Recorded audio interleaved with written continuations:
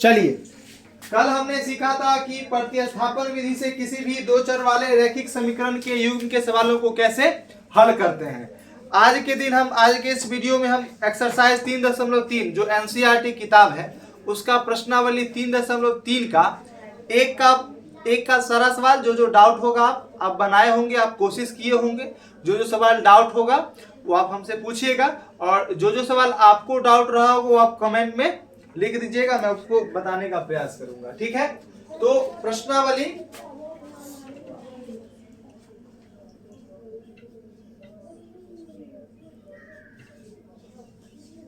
3.3 का पहला सवाल ये है कि x प्लस वाई बराबर 14 है, ये पहला समीकरण है।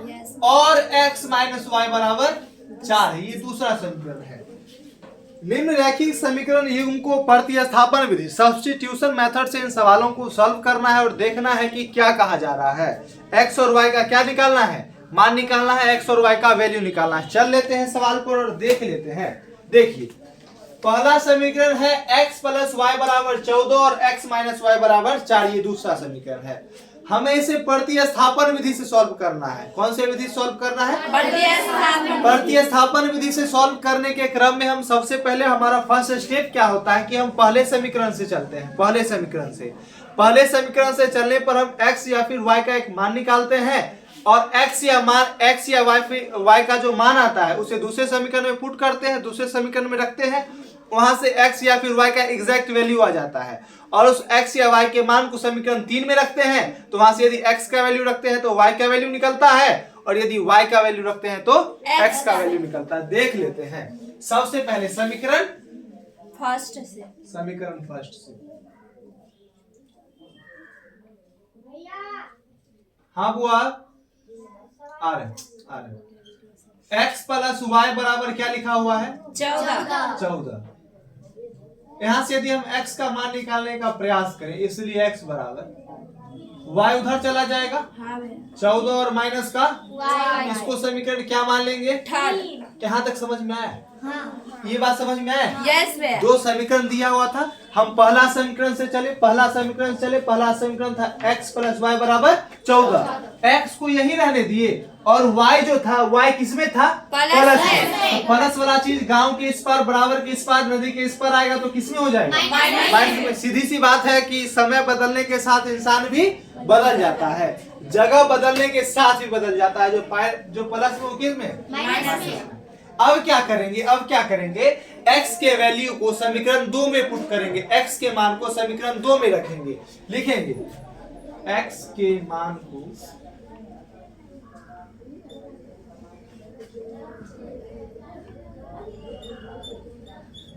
समीकरण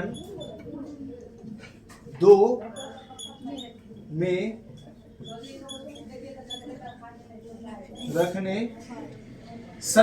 में रखने पर x के मान को समीकरण 2 में रखने पर समीकरण 2 है क्या बुआ? x माइनस वाई बराबर 4। x के वैल्यू को इसमें रखिए बुआ, x की जगह 14 माइनस पहले से वो y मौजूद है यहाँ पर, है या नहीं? ठीक है। अब देखिए 14 माइनस का y और एक और माइनस का बराबर 4। देखो हम जानते हैं सेम जाति वाले को एक साथ, मतलब ये x y वाले को एक साथ कर लेंगे और बिना y वाले को एक साथ कर लेंगे। कर लेते हैं। 14 उधर ले जाएंगे, माइनस माइनस का 2y और इधर 4 और माइनस का 14। कोई दिक्कत? ये हो गया माइनस का 2y और 4 में से 14 हो गया प्लस माइनस 14 में से 4 गया माइनस का 10। ये माइनस कैंसिल हो जाएगा बुआ, इसलिए y बराबर ये गुना में तो 10 बटा में ये कितनी बार में कट गया? यहाँ से y का वैल्यू क्या आ गया बुआ? 5। अब क्या करेंगे? y के मान को समीकरण 3 यहाँ पर लिखे, यहाँ पर दिख रहा है, देखिए तो यहाँ पर दिख रहा है, नहीं दिख रहा है? चलिए y के मान को समीकरण 3 में रखने पर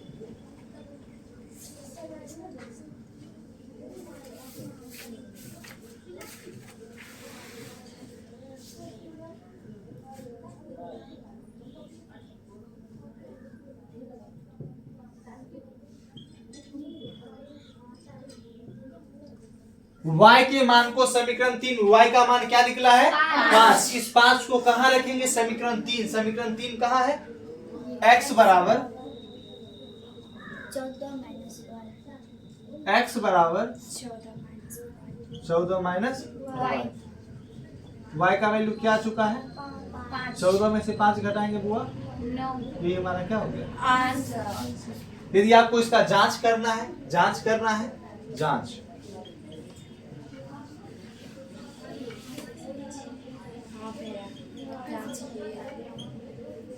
समीकरण 1 में बैठाइए x का समीकरण 1 क्या है x प्लस वाई बराबर 14। x का वैल्यू क्या आया है 9 और y का वैल्यू क्या आया है 5। 9 और 5 को जोड़िएगा क्या होगा 14। ये दोनों चीज बराबर हुआ मतलब हमारा जो आंसर आया वो बिल्कुल क्या है सही है। यदि समीकरण 2 में जांच करना हो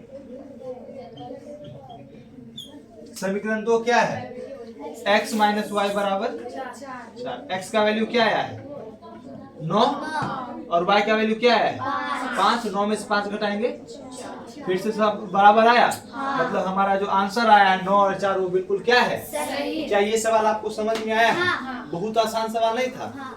इसको नोट भी करना है नोट कर लीजिए ठीक है। चलिए नोट कर लीजिए सवाल पर तीसरा नंबर सवाल देख लेते हैं कि क्या कहा जा रहा है। वही प्रश्नावली 3.3 का 1 का तीसरा नंबर सवाल।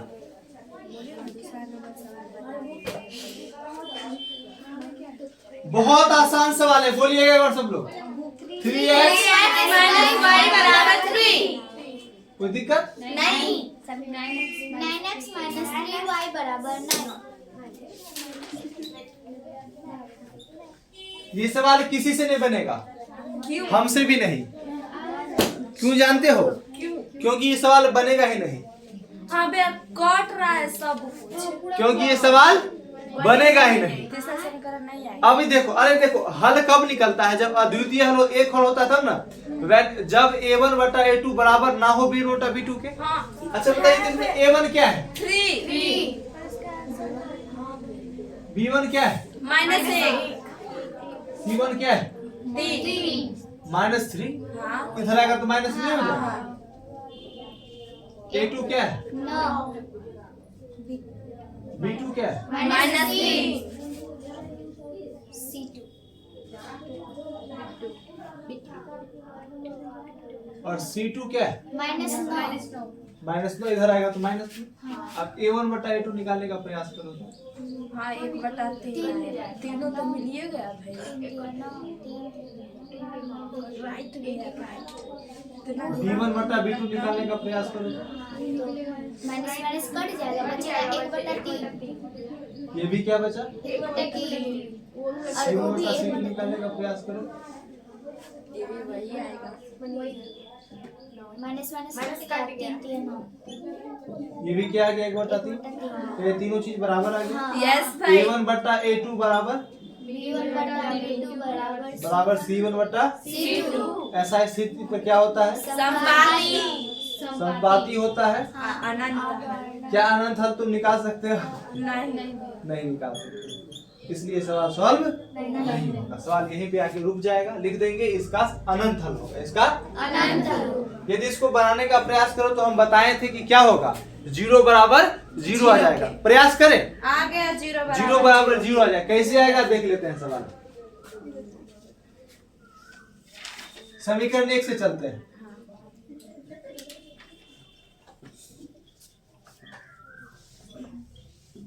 समीकरण 1 क्या कह रहा है 3x माइनस वाई बराबर किसके है 3 के। यहाँ से 3x y उधर जाएगा तो प्लस में y ठीक है। 3 देखो गुना में है बराबर के उस पर जाएगा तो कोई दिक्कत नहीं है। इसको क्या मान लेंगे समीकरण थर्ड थर्ड क्या समीकरण 3। अब क्या करेंगे x के मान को समीकरण 2 में रखने पर x के मान को समीकरण 2 में रखने पर समीकरण 2 क्या है 9x माइनस 3y बराबर 9 बराबर 9 एक्स की जगह रखेंगे 3 प्लस वाई और बटा में 3 ये 3 से ये 3 बार में कट गया, 3 तिया 9 और प्लस का 3y, ये माइनस का 3y तो बराबर ये खत्म हो गया, 9 बराबर 9, ये भी खत्म हो गया, 0 बराबर क्या आ गया। हम बताए थे जब अनंत हल होगा, जब समपाती होगा तो उसका अनंत हल निकलेगा और 0 बराबर 0 हो जाएगा, है ना। तो इसका अनंत हल निकलेगा, हो गया, नहीं बनेगा सवाल। मेरा भी आ गया। ठीक है, ये सवाल समझ में आया। इसके आगे वाला और कोई सवाल पूछना है। अब 4 नंबर सवाल पर चल लेते हैं और देख लेते हैं कि क्या कहा जा रहा है।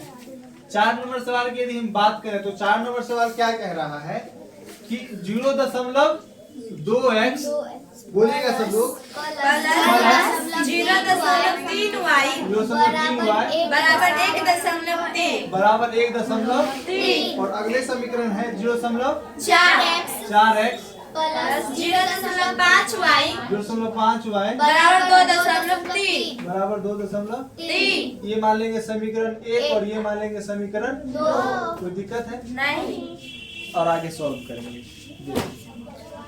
सबसे पहला काम की समीकरण 1 से चलेंगे। हाँ। समीकरण 1 से समीकरण 1 क्या कर रहा है, 0.2x प्लस 0.3y और बराबर का किसके 1.3 के।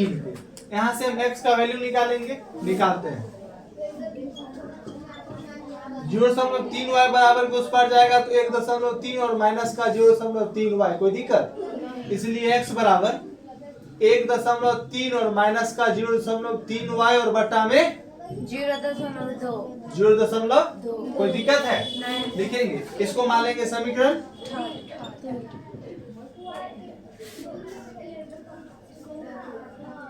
x के मान को समीकरण 2 में रखने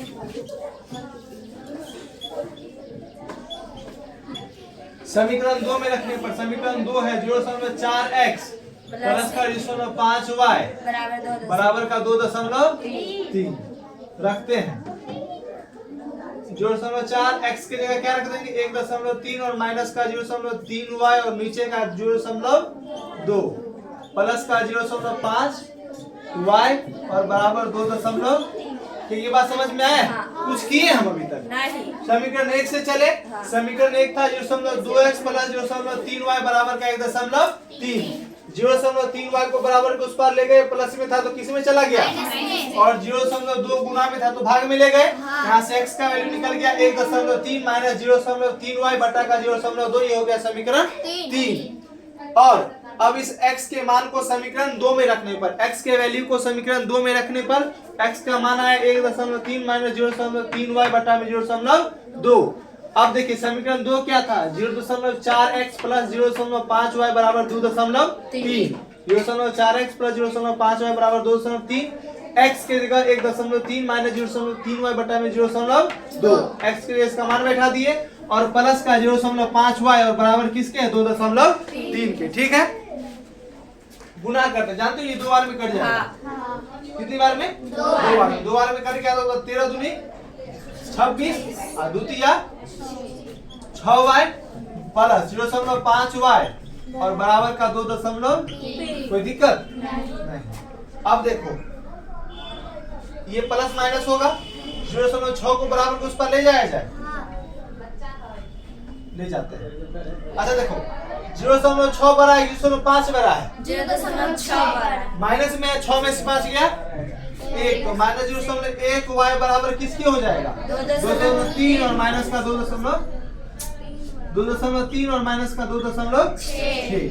अब देखो माइनस का 0.1 y 2.3 में से 2.6 घटाएंगे 0.3 बचेगा क्या, माइनस का 0.3 और 26 में से 23 घटाएंगे 3 में बचेगा। ये माइनस माइनस क्या हो गया, ये दशमलव भी क्या हो गया, कट गया। तो y का वैल्यू क्या आ गया 3, y का वैल्यू क्या आ गया।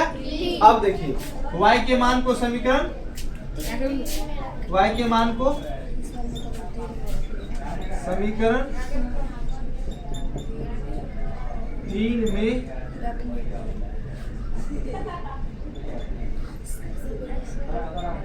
समीकरण 3 क्या कह रहा है? x बराबर 1.3 माइनस का 0.3, y की जगह क्या बैठा देंगे? 3, और नीचे में क्या है? 0.2, 1.3, 3 तिया 9 और बटा में 0.2। 13 में से 9 घटाओगे क्या होगा? 13 में से 9 4, जानते हो 2 बार में कट जाएगा, तो x बराबर क्या आ गया और y बराबर, ये दोनों हमारा क्या हो गया? आया है समझ में? यस दशमलव देख के डरना नहीं है, दशमलव है मतलब और ज्यादा क्या है? आसान है, और ज्यादा आसान है। और रूट देख के भी नहीं डरना है, रूट है मतलब और ज्यादा इजी है। चलिए आशा करते हैं आपको सवाल समझ में आया होगा। अब आगे बढ़ भी जाएगा। आए? अब आगे इससे आगे सवाल बन जाना चाहिए। यदि डाउट होगा तो फिर कमेंट करना है, आप लोग पूछिएगा। और यदि आपको ये वीडियो अच्छा लगा है, यदि अच्छा लगा है तो लाइक कीजिए। यदि कोई दोस्त है, कोई साथी है पढ़ने वाले क्लास 10 के, तो उनको शेयर कीजिए, अच्छी अच्छी चीज़ों को बताइए और ये चैनल को सब्सक्राइब कर लीजिए। ठीक है, अब आगे मिलते हैं फिर कभी।